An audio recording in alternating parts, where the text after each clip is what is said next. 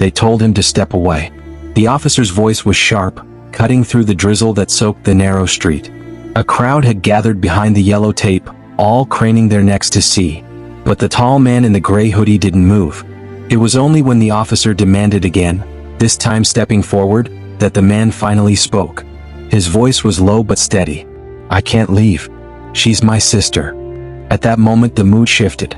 And within minutes, the crime scene everyone thought they understood, unraveled completely. Before we start, like this video and tell us where you're watching from. Your support helps us bring you more gripping true crime stories every week.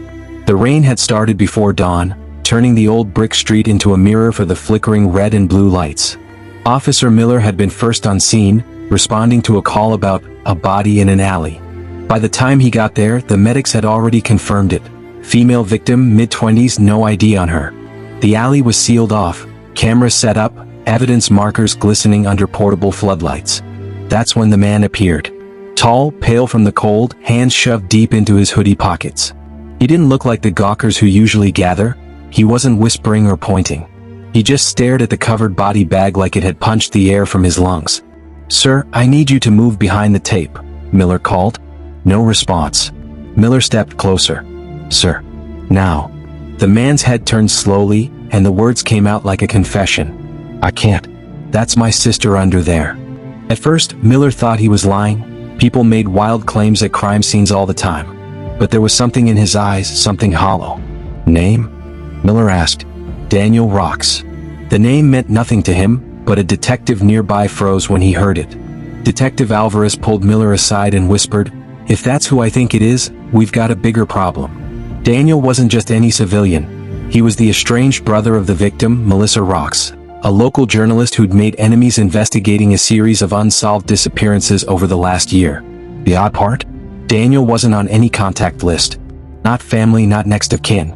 In fact, Melissa had told friends she hadn't spoken to him in nearly a decade. So how did he get here so fast? Alvarez decided to test him. "When's the last time you spoke to your sister?" she asked. Daniel's gaze dropped to the wet pavement. "2 nights ago. She called me. Said she'd found something. Something big." That contradicted everything they'd been told. According to her editor, Melissa hadn't mentioned Daniel at all. She'd been working late, said she was on to a source, and then she disappeared. Daniel continued, voice tight. "She told me if anything happened to her to check her storage unit." She sounded scared. The detectives exchanged looks. This wasn't just a grief-stricken relative stumbling onto a scene. He was tied to her final hours. And then came the part that made Alvarez's stomach turn. When they checked the surveillance footage from the street that morning, Daniel was already in the alley before the 911 call was made. Confronted with the footage, Daniel didn't deny it. "I got here before you," he said flatly, "because I knew where she'd be." "How?" Miller pressed. Daniel's jaw tightened. "She told me she was being followed. By someone in your department." The words hit like a gunshot in the quiet rain. Alvarez stepped forward. "Are you accusing a police officer of?" "I'm not accusing," Daniel cut in. "I'm telling you. She said if I saw her again, it would be because the wrong cop let it happen." Before they could respond, a call came over the radio. Melissa's camera had been found, hidden behind a loose brick in the alley wall. But the SD card slot was empty. Daniel's face went pale. "Then they already have it." "Who?" Alvarez demanded. Daniel looked past her, toward the row of parked squad cars. "That's your problem. One of them is still here." The rain intensified, drumming against the evidence tents. Officers exchanged uneasy glances. No one moved. Then Miller noticed something. Daniel's eyes weren't scanning the crowd. They were fixed on a single officer standing by the perimeter. The officer noticed the stare and turned away. Alvarez opened her mouth to speak, but a sharp crack split the air. A single gunshot. The officer Daniel had been watching crumpled to the ground. The scene exploded into chaos, shouts, scrambling boots, radios barking orders. Daniel didn't flinch. He just whispered, "Now you know." But what Daniel meant, and who pulled that trigger, was only the beginning of what this case would reveal. The rain hadn't stopped. It rolled down the alley walls in thin silver lines, pooling around the boots of officers scrambling in every direction. Someone was shouting for medics. Another voice screamed for the perimeter to be sealed. But Daniel Rokes just stood there, unmoving, unblinking. staring at the lifeless body of the officer who had collapsed seconds earlier. Detective Alvarez was the first to reach him, rain soaking through her jacket.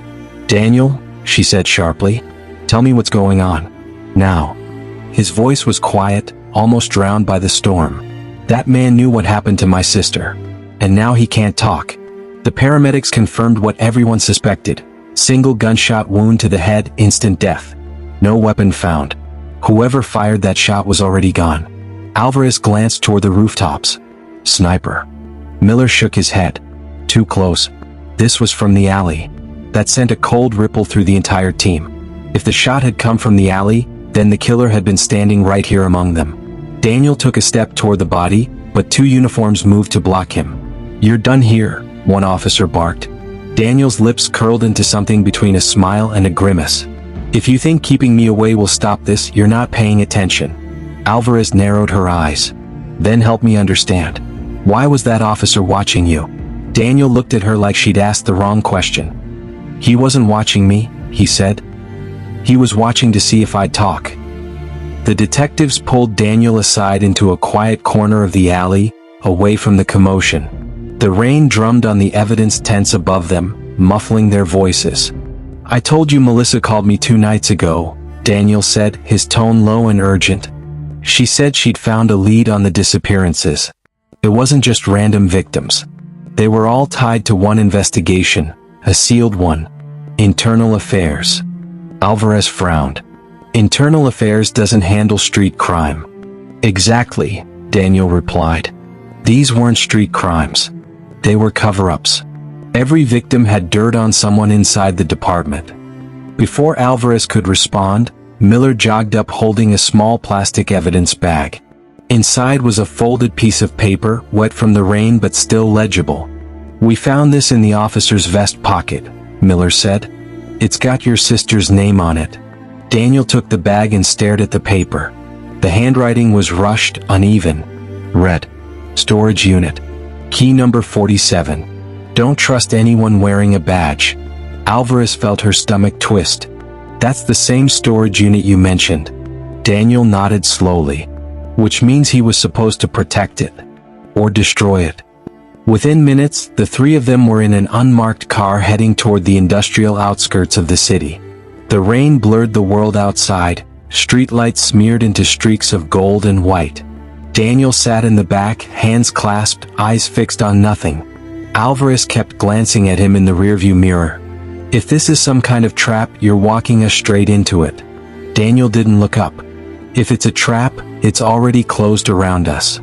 They reached the storage facility just after midnight. The place was deserted, the front office dark, rows of metal doors stretching into the distance under flickering floodlights. Unit 47 was halfway down the second row. The lock was intact. The key slid in smoothly. When the door rolled open, a smell of dust and oil seeped out. Inside, under a single dangling bulb, was a metal cabinet. Daniel opened it and froze. Inside were boxes of files, all marked with dates and case numbers. But the top shelf held something stranger, a row of black hard drives, each labeled with just one word: witness. Alvarez reached for the first box. "These are missing persons files." All the names matched Melissa's notes. Daniel's hands shook as he pulled out a hard drive. "And these are recordings." He plugged one into an old laptop that was sitting in the cabinet. Static filled the screen for a moment, then a video began to play. It showed a dimly lit room. A man in plain clothes sat at a table, speaking directly into the camera. His voice was shaky. "If you're watching this, I'm already dead. The people you trust, they're the ones doing this. And if they know you found me, you're next." Alvarez's face went pale. "That's a detective. From our own precinct." Daniel didn't answer. His eyes were fixed on the timestamp in the corner of the video. It was from 3 nights ago. The same night Melissa had called him. Before they could play more, a deep metallic clang echoed from outside. Miller stepped to the doorway, peering into the rain-slick aisle between units. "Someone's here," he said.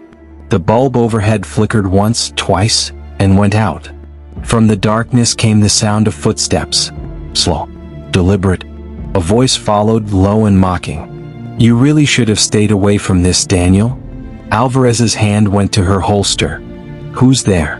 No answer. Just more footsteps now circling the unit. The laptop screen flickered, the video glitching. The man in the recording looked straight into the camera again, and whispered something neither of them had noticed before. Daniel leaned closer, eyes narrowing. He sang, "My name." The footsteps stopped. A single red laser dot appeared on the wall. And then the metal door of the unit began to roll shut from the outside.